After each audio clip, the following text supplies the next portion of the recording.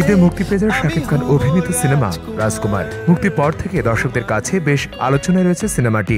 মুক্তির আগে জানা গিয়েছিল এতে অতিথি চরিত্রে অভিনয় করবেন ঢাকাই সিনেমার নায়িকা মাহিয়া মাহি, তবে নায়িকা হিসেবে নয়। ৬৫ বছর বয়সী শাকিব খানের মায়ের চরিত্রে দেখা গেছে তাকে।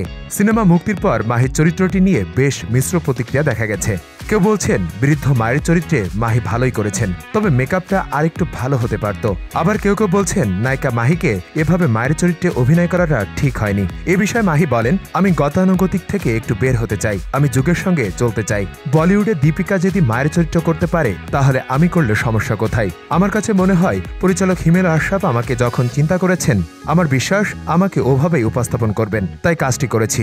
তাছাড়া সিনেমাটি প্রযোজক আরশাদ আদনান আমাকে কাজটি করার জন্য বলেছিলেন, তাই করেছি। বৃদ্ধ মায়ের চরিত্রটি করতে দারুণ অভিজ্ঞতা হয়েছে মাহির।